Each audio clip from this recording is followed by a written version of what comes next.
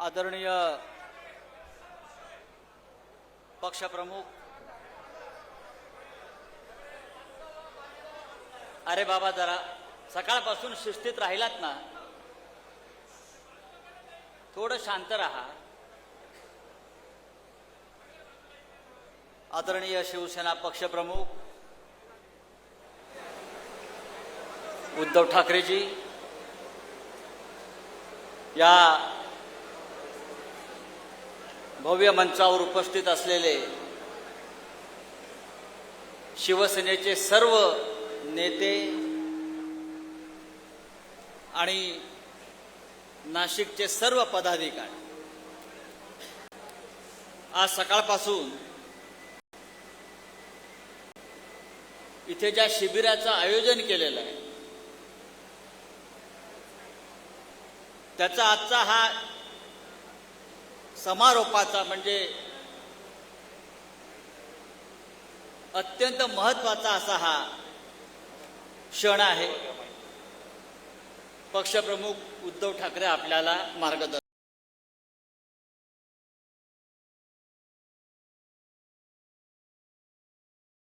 करतात. मलाही म्हणाले मार्गदर्शन करा आपले लोक. मी म्हटलं आता मी काय मार्गदर्शन करणार. मगाशी आपण ज्यांची चित्रफीत पाहिली, ज्यांचं दर्शन आपण घेतलं, ते हिंदू हृदय सम्राट बाळासाहेब ठाकरे आणि मार्ग दाखवणारे उद्धव साहेब तुम्हीच आहात. अशा प्रकारे हा दिवसभराचा मार्गदर्शनाचा कार्यक्रम तुमच्या उपस्थितीत आता संपतो आहे. मी फक्त उद्धव साहेबांना एवढं सांगू इच्छितो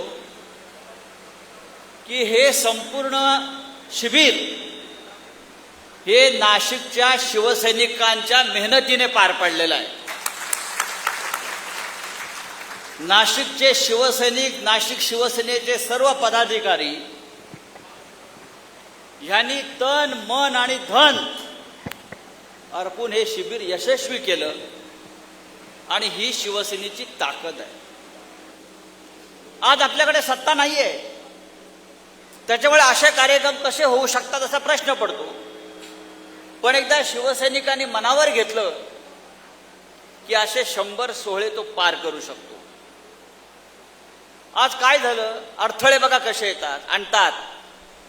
इथे आपलं शिबिर सुरू आहे आणि बाहेर नाशिकला शहरामध्ये भारतीय जनता पक्षानं दर्गे पाडण्याचं काम घेतलंय. का तर शहरामध्ये गोंधळ व्हावा, कायदा सुव्यवस्थेची परिस्थिती निर्माण व्हावी आणि टीव्हीवरती आपल्या बातम्या दिसू नयेत म्हणून आजचा मुहूर्त काढला. पण त्या सगळ्यांवर पुरून उरून आजचा शिबिराचा सोहळा होतोय आणि दिवसभर महाराष्ट्रामध्ये या आपल्या शिबिराची बातमी होते आहे. या शिबिराचं वैशिष्ट्य काय आहे? अनेकांना वाटलं की पराभव झाला शिवसेनेचा, शिवसैनिक खचला असेल, शिवसैनिक घरी बसला असेल, शिवसैनिक आता घराबाहेर पडणार नाही, शिवसैनिक दहशतीखाली आहे. आजच्या शिबिरानं दाखवून दिलं की नाशिकचा शिवसैनिक आहे तसाच दणदणीत आणि खणखणीत आहे. एखाद दुसऱ्या पराभवानं खचून जाणारे आम्ही नाहीत. यापेक्षा वाईट काळ आम्ही पाहिलेला आहे. याच्यापेक्षा का वाईट बघायचं, यापेक्षा वाईट काळ आम्ही पाहिलेला आहे. स्वतः शिवसेना प्रमुखांनी अनुभवलेला आहे. आणि सगळ्यात खराब काळाशी सामना करणारी जी व्यक्ती असते ती सगळ्यात उज्ज्वल भविष्याची निर्माता होते, लक्षात घ्या. त्याच्यामुळे कोणाला असं वाटत असेल की आम्ही खचलो, दबलो, तसं नाही. एक छावा नावाचा चित्रपट येऊन गेला, त्याच्यामध्ये आपण छत्रपती संभाजीचा संघर्ष पाहिला. तो संघर्ष आपल्या वाट्याला आलेला, लक्षात घ्या. त्या काळामध्ये कविभूषण होता, कविभूषण. छत्रपती संभाजी जेव्हा निराश झाले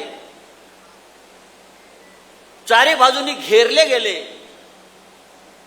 आणि आता काय करावं हा जेव्हा त्यांना प्रश्न पडला तेव्हा कवी भूषणने त्यांना एक मंत्र दिला जो आपल्या शिवसैनिकांसाठी सुद्धा तेवढाच उपयोगाचा आहे. कवी भूषण सांगतो संभाजीराजाला,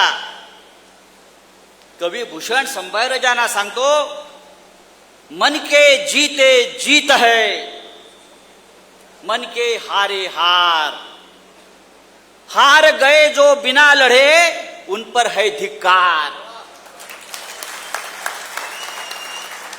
काय सांगतो कवी भूषण संभाजीराजांना? हार गए जो बिना लढे.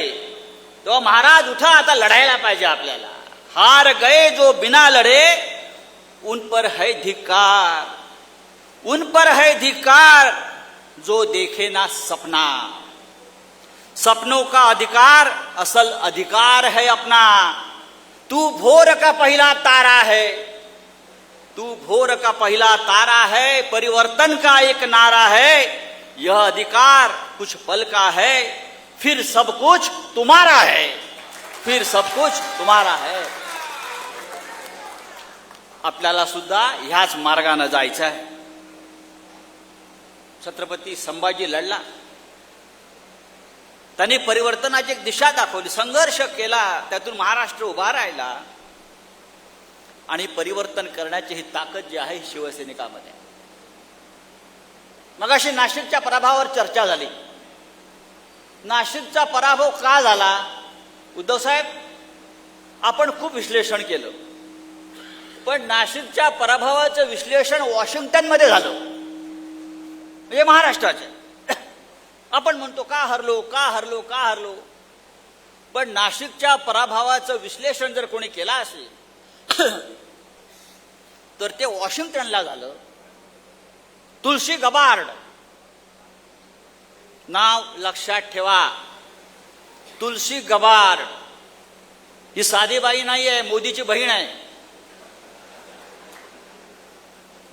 मोदी तिला सिस्टर तुलसी म्हणतात. आणि आता मोदी अमेरिकेला गेले होते तेव्हा जाताना इथून कुंभ स्नानासाठी जे गंगाजल त्यांनी सगळ्यांना पाठवलं, त्या गंगाजलाचे कुंभ घेऊन हे मिस्टर नरेंद्र मोदी अमेरिकेला गेले आणि तुलसी गबार्डला सुपूर्द केलं. फोटो आले आहेत. ही तुलसी गबार्ड साधी बाई नाही आहे, ही ट्रम्प सरकारमध्ये गुप्तचर विभागाची प्रमुख आहे, इंटेलिजन्स ब्युरोची प्रमुख आहे तुलसी गबार्ड. त्या बाईने सांगितलं परवा, काय सांगितलं? ईव्हीएम हायजॅक होतंय आणि ईव्हीएम मुळे निकाल बदलले जाऊ शकतात. ईव्हीएम मुळेच. आपण पण सकाळी विनायकराव बोललात, तुलसी गबार्डने सांगितलंय, अमेरिकेच्या गुप्तचर विभागाच्या प्रमुखांनी सांगितलंय आणि मोदीच्या बहिणींनी सांगितलंय. हातात गंगाजल आहे, ती खोटं बोलणार नाही. मोदीने तिच्या हातात गंगाजल दिला, त्याच्यामुळे ती खोटं बोलणार नाही. आणि ईव्हीएम मध्ये घोटाळा होतो, ईव्हीएमच्या माध्यमातून निकाल फिरवले जातात, हे जेव्हा तुलसी गबार्ड सांगते वॉशिंग्टनमध्ये बसून, तेव्हा महाराष्ट्राचा निकाल हा अशा पद्धतीनं का लागला याचं उत्तर जगाला मिळतं. बरोबर ना? मग आम्हाला वाटतंय की नाशिकमध्ये नाही, महाराष्ट्रात नाही, अख्ख्या देशामध्ये गेल्या 10 वर्षापासून एक काय चाललेलं आहे.